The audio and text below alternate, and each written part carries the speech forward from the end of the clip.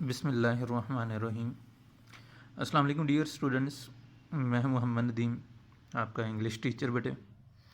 तो आज बेटे लेक्चर नंबर 1 है हमारा, 9th इंग्लिश का ऑनलाइन सेक्शन में हमारा बेटे।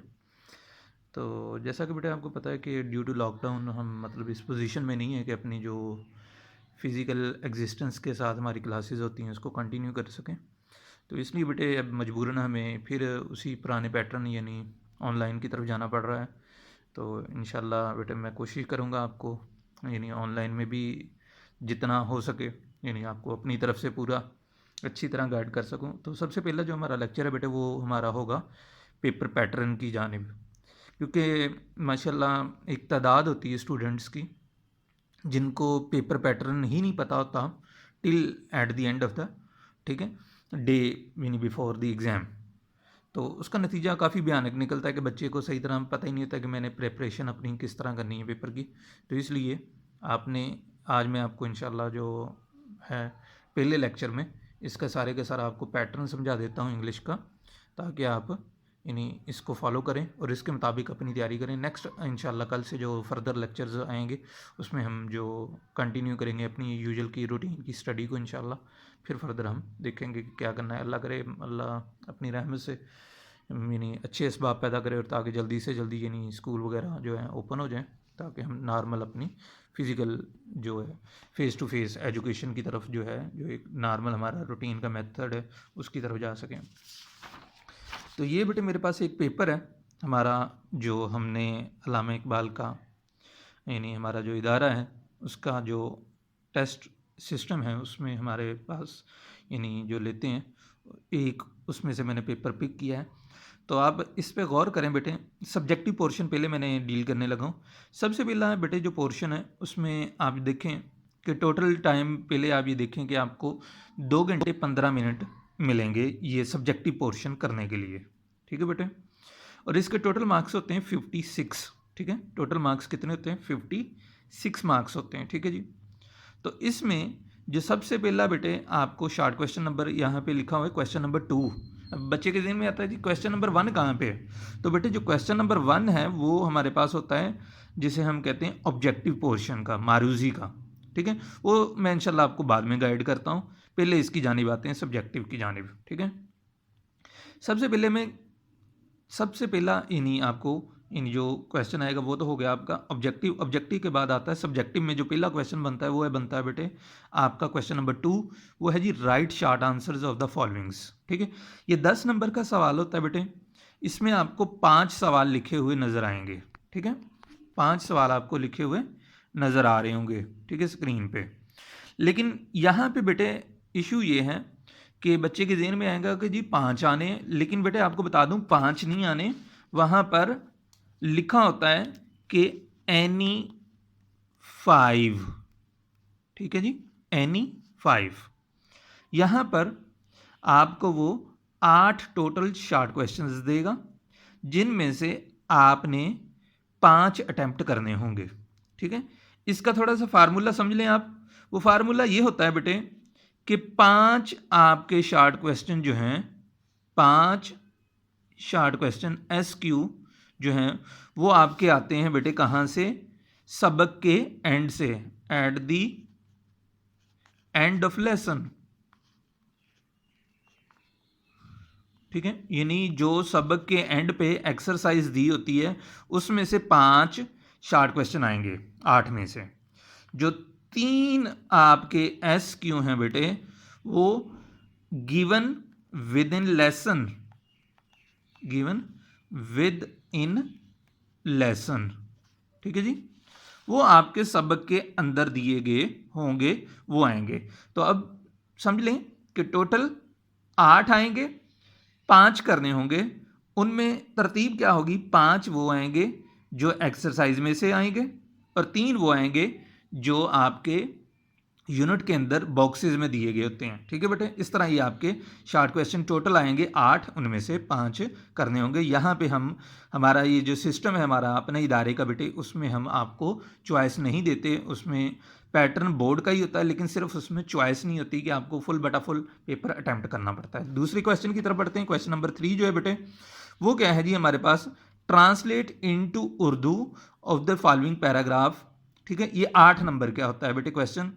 टोटल 2 यानी आपके 3 पैराग्राफ होते हैं जी। यहाँ पे भी मैं लिख देता हूँ जी एनी टू, यहाँ पे भी लिख दिया मैंने बेटे एनी टू, यानी कि आपको 3 पैराग्राफ आएंगे 3 सबकों में से नॉर्मली। ठीक है बेटे, ये नहीं होता कि जी एक सबक में से वो 2 पैराग्राफ दे दे। ठीक है, तो होता यह है कि 3 पैराग्राफ आते हैं, उन 3 में से आपने कोई से 2 पैराग्राफ की ट्रांसलेशन उर्दू में लिखनी होती है। जैसे कि ये देखें सबक पे आपको स्क्रीन पे पहले सामने नज़र आ रहा है। ठीक है बेटे, कि क्या हो रहा है जी, पहला ही सबक लिखा हुआ है patriotism gives people the strength, ये आपका यूनिट नंबर 2 है पैट्रियोटिज्म। ठीक है, उसके बाद अगला जो सबक है बेटे वो है आपका छठा unit Quaid-e-Azam Muhammad Ali Jinnah was a nation builder and great patriot, ये आपका छठा सबक है। ठीक है, काइज विजन एंड पाकिस्तान, उसमें से ये एक पैराग्राफ आया है। तो यूं हमने इसमें भी चॉइस नहीं दी, 2 पैराग्राफ दिए, दोनों 4-4 नंबर की आपने ट्रांसलेशन करनी होती है। तो ये हम यहाँ पे चॉइस नहीं देते, लेकिन आपको बोर्ड में चॉइस आएगी। तो अगला क्वेश्चन होता है बेटे क्वेश्चन नंबर 4, वो होता है समरी। ठीक है, इसमें 2 चीज़ें होती हैं, ये एक तो समरी होती है और दूसरा होता है एक सेंटेंसा दिया गया होता है। ठीक है, उस सेंटेंसा को विद, ठीक है, रेफरेंस टू कॉन्टेक्स्ट आपने लिखना, रेफरेंस एंड कॉन्टेक्स्ट लिखना होता है। ठीक है जी, वो आपने क्या करना होता है, रेफरेंस टू कॉन्टेक्स्ट लिखना होता है। लेकिन बेटे हम नॉर्मली बच्चों को समरी तो तैयार करवाते हैं, रेफरेंस और कॉन्टेक्स्ट जो है लिखना ये हम नहीं करवाते, क्योंकि ये थोड़ा सा टेक्निकल काम होता है, ये हम नहीं करवाते बच्चे को, क्योंकि बच्चे का ऐसा लेवल नहीं होता कि वो इन चीज़ों को पिक कर सके आसानी से। तो इसलिए हम बच्चे को समरी याद करवा देते हैं। ठीक है, वो बच्चा बड़ी आसानी से याद कर लेता है। ठीक है, तो ये 5 नंबर का आपका सवाल होता है। ठीक है, क्वेश्चन नंबर 4। ठीक है, ये आपने अटैम्प्ट करना होता है। उसके बाद आ गया जी 5वां question, question number 5, write a letter to your sister congratulating her on her success. इसमें बेटे याद रखिएगा चॉइस होती है, या स्टोरी होती है लिखनी, या फिर आपने डायलॉग होता है। क्या होता है जी, डायलॉग। ठीक है जी, डायलॉग लिखना होता है। यहां पे फिर सुन लें, या तो आपके पास चॉइस होती है, क्वेश्चन नंबर 5 जो होता है राइट लेटर, यानी लेटर लिखना होता है, या फिर आपने बेटे जैसे मैंने बताया स्टोरी लिखनी होती है, या डायलॉग आपने लिखना होता है। लेकिन नॉर्मली हमारे यहाँ यानी हमारे इदारे में, या ज़्यादातर मोस्टली इदारों में ये किया जाता है कि बच्चे को आप लेटर्स याद करवा देते हैं, बाकी चीज़ों की जानिब नहीं जाते, क्योंकि बाकी थोड़ी सी डायलॉग जो है ये टोटली बेटे सेल्फ राइटिंग होती है, लिखना पड़ता है बच्चे को खुद, जो कि हमारे यहाँ स्टूडेंट की इतनी ज़्यादा मजबूत नहीं होती, इसलिए वो बच्चा इसकी जानिब नहीं आता। फिर आ जाए जी दूसरा जो होता है बेटे, वो होता है जी स्टोरी राइटिंग। ये भी थोड़ा सा, क्योंकि स्टोरीज आपकी काफ़ी ज़्यादा हैं और है भी थोड़ी सी मुश्किल, इसलिए हम उसकी जानिब भी नहीं जाते। हम फिर सिंपल काम करते हैं, बच्चे को क्या करते हैं, लेटर याद करवा देते हैं, क्योंकि लेटर में नॉर्मली बच्चे के मार्क्स भी ज़्यादा आते हैं, तो वो बच्चे को तैयारी करवा देते हैं। ठीक है जी, इसके बाद आते हैं जी बेटे क्वेश्चन नंबर 6 की जानिब। वो है जी आपका read the paragraph carefully and give answer of the question given at the end. इस पैराग्राफ का मकसद ये होता है कि बेटे एक पैराग्राफ आपको दिया जाता है इंग्लिश में से। ठीक है, ये आपकी बोर्ड ग्रामर जो होती है उसमें ये पैराग्राफ्स दिए गए होते हैं, इसको कंप्रीहेंशन बोलते हैं। ठीक है बेटे, कंप्रीहेंशन का मतलब होता है सूझबूझ या समझ, कि आपने कोई चीज़ पढ़ी है उसमें से कितना आपने समझा है। ठीक है, तो ये काम आपने करना होता है। ठीक है, इसमें क्या होता है, सबसे आसान ये काम होता है, ये मुफ्त के नंबर होते हैं बेटे, जो नॉर्मली बड़ी आसानी से निकम्मे से निकम्मा बच्चा भी इसको अटैम्प्ट कर लेता है। ठीक है जी, तो वो इसमें क्या होता है, पूरा एक पैराग्राफ दिया गया होता है, उसी में इसके सवाल बनाता है और उसी में से जवाबात मौजूद होते हैं। ठीक है, तो ये आमतौर पे जितने सवाल होते हैं उनका जवाब आपने एंड पे लिखना होता है। ठीक है जी, ये है अगला आपका सवाल। ये बोर्ड ग्रामर में आपके पैराग्राफ की कंप्रीहेंशन के नाम से एक टॉपिक होता है, उसमें तकरीबन 20 के करीब पैराग्राफ हैं। ठीक है, वो आपने बच्चे ने याद ना भी करे कोई भी इशू नहीं, बच्चा जब पढ़ेगा तो उसे सारा पता चल जाता है, क्योंकि सारे सवालात के जवाबात वो पैराग्राफ के अंदर होते हैं, बड़ी आसानी से वो कर लेता है। तो ये पैराग्राफ था, 10 नंबर का आता है ये। उसके बाद आता है जी बेटे नेक्स्ट क्वेश्चन, क्वेश्चन नंबर 7, ये है सेंटेंस मेकिंग।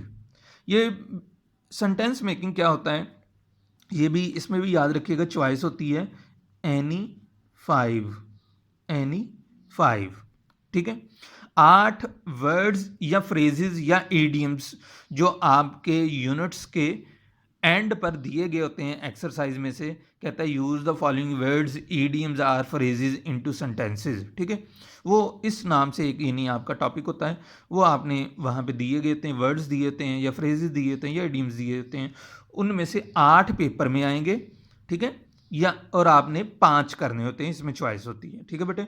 लेकिन यहाँ पर आपको चॉइस नहीं दी गई, वो मैंने आपको पहले बताया कि हम चॉइस नहीं देते। तो वो 5 नंबर का ये सवाल बेटे आपने अटैम्प्ट करना होता है।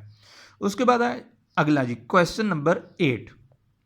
ये क्या है जी, change the voice of the following sentences. अब वॉइस चेंज करना क्या है, इससे मुराद होता है कि बेटे आपने जो है एक्टिव और पैसिव वॉइस बनाने हैं, यानी जो सेंटेंस आपको एक्टिव दिया है उसका आपने पैसिव वॉइस बनाना है, और जो आपको पैसिव वॉइस दिया है उसका आपने एक्टिव बनाना है। ये आपकी बोर्ड ग्रामर में भी ये सेंटेंसेस दिए गए हैं, और आपको टीचर्स नॉर्मली कुछ ना कुछ करवाया होगा अभी तक। अगर नहीं भी करवाया तो इंशाल्लाह बेटे फर्दर हम करवा देंगे, कोई इतना इशू नहीं, क्योंकि अभी तो आपकी बिल्कुल बिगिनिंग है, शुरू है क्लासेस की। इंशाल्लाह अल्लाह ताला रहमत करे तो ये सारा कुछ आपको सिखा दिया जाएगा, ये आपने करना है। इसमें आपको चॉइस कोई नहीं होती, ये 5 ही आते हैं, ये पांचों ही करने होते हैं। और ये आमतौर पे आते कहाँ से, ये भी बोर्ड ग्रामर के अंदर बेटे तकरीबन 34 या 35 के करीब जुमले हैं सिर्फ, ठीक है, लिखे हुए। ये शायद 54 हैं, ठीक है। इसके राउंड अबाउट में है कुछ समथिंग एल्स, क्योंकि हम नॉर्मली बोर्ड ग्रामर जो है नॉर्मली उसको बहुत कम बच्चे फॉलो करते हैं, लेकिन लेनी चाहिए, वो अच्छी बुक है, ठीक है, क्योंकि वो रिकमेंडेड बुक है बोर्ड की जानिब से, ठीक है। तो उसमें से जो आपको प्रैक्टिस करवाता है उन्हीं में से 5 आपके पेपर में आने हैं और वो आपने करने हैं, ठीक है बेटे। 5 ही आएंगे और पांचों आपको करने पड़ेंगे, इसमें कोई चॉइस नहीं होती। उसके बाद है बेटे question number 9, translate into paragraph, sorry translate into English. ये भी आपका जो है 5 नंबर का सवाल है बेटे। इसमें भी आपके पास चॉइस होती है जी एनी 5 की। यहाँ पे भी वो आपको 8 उर्दू में जुमले लिख के दे के जाता है, जिनकी आपने ट्रांसलेशन करनी होती है, ठीक है, वो आपने करनी होती है। अब ये बच्चे के ज़हन में आता है कि जी ये कहाँ से आते हैं बेटे, इसमें हम बिल्कुल नहीं बता सकते होते कि कहाँ से आएंगे, लेकिन इतना पता होता है कि बेटे ये जो आपकी बोर्ड ग्रामर ही है उसी में से ये आते हैं। लेकिन आते कौन से, ये बेसिकली टेंसेज होते हैं आपके, ठीक है। और इसमें जितना आपको बेटे टेंसेज आते हैं वो उतना ही आसानी से आप इसको कर सकते हैं। इसमें भी चॉइस होती है, आपने 5 नंबर का ये क्वेश्चन होता है, बड़ा अहम होता है, ठीक है। इसमें आपने इसको अटैम्प्ट करना होता है। इसमें चॉइस होती है, ठीक है, चॉइस होती है, लेकिन वो चॉइस किन के लिए होती है बेटे, उन स्टूडेंट्स के लिए जो फॉरेनर होते हैं, गैर मुल्की होते हैं, कि उनको एक पैराग्राफ दिया जाता है, ठीक है, उनको एक पैराग्राफ दिया जाता है, उसकी उन्होंने क्या करना होता है बेटे, उन्होंने यानी उसको लिख देना होता है। 10 लाइंस नॉर्मली वो मांगता है कि जी अगर आपको ये वाला सवाल नहीं आता ट्रांसलेशन वाला, तो आप इसकी जगह पे क्या करें कि 10 लाइनें एक टॉपिक पर लिख दें, जैसे माई गार्डन है, माई हाउस है, इस तरह माई स्कूल है, उसके ऊपर वो कहता है कि जी 10 लाइंस लिख दें, ठीक है। लेकिन चूंकि आप फॉरनर्स नहीं हैं, आप लोकल हैं, तो इसलिए आप वो क्वेश्चन नहीं अटैम्प्ट कर सकते होते बेटे, आपको यही सवाल अटैम्प्ट करना पड़ेगा। तो ये था बेटे आज आपका सब्जेक्टिव पोर्शन। जो ऑब्जेक्टिव है वो थोड़ा सा डिटेल में समझाना पड़ता है, वो इंशाल्लाह मैं अगले लेक्चर में आपको समझाऊंगा। तो अब मैं फिर देखें, मैं इसके मार्क्स पूरे कर देता हूँ। 56 बेटे देखें, सबसे पहले 10 इसके शार्ट क्वेश्चंस के, 8 नंबर की ट्रांसलेशन, 18 ये हो गए 18। उसके बाद 5 नंबर की समरी आ गई, 23 हो गए। उसके बाद लेटर राइटिंग, ये 8 नंबर का हो गया, ठीक है, ये 31 हो गया। फिर उसके बाद कंप्रीहेंशन पैसेज की, ये 10 नंबर की, तो ये 41 हो गए। उसके बाद सेंटेंस मेकिंग, ये हो गया बेटे 5 नंबर के, ये हो गए जी 46। उसके बाद चेंज वाइज, ये आपकी 5 नंबर की आती है बेटे, तो ये आपके हो गए जी 51। और उसके बाद ट्रांसलेट इनटू इंग्लिश, ये 5 नंबर की, तो ये बन गए टोटल 56 मार्क्स। तो यूँ इस तरह बेटे आपका सब्जेक्टिव पोर्शन जो है सारे का सारा कवर होता है। तो मैंने आपके सामने बेटे पेपर रख के आपको समझा दिया है, ताकि आपको थोड़ा सा पता चल सके। आप इस वीडियो को जब चाहें आप देख लें और आपको पता चल जाएगा कि जी भाई चॉइस हमें कहाँ पे आनी है और कहाँ पे चॉइस नहीं आनी। और दूसरा मैंने आपको बता भी दिया कि किस तरह का पैटर्न होता है बोर्ड का। ये आप इंशाल्लाह इसको अडॉप्ट करेंगे तो आपके लिए बेटे बड़ा हेल्पफुल होगा। इसके मुताबिक आप तैयारी करें, ठीक है। इंशाल्लाह अल्लाह ताला बेटे हम सब का हामी व नासिर हो। दुआ करें अल्लाह ताला हम सब के लिए आसानियाँ पैदा करे। इंशाल्लाह बेटे अगले लेक्चर में आपको ऑब्जेक्टिव जो है वो मैं समझाऊँगा। अल्लाह हाफिज़।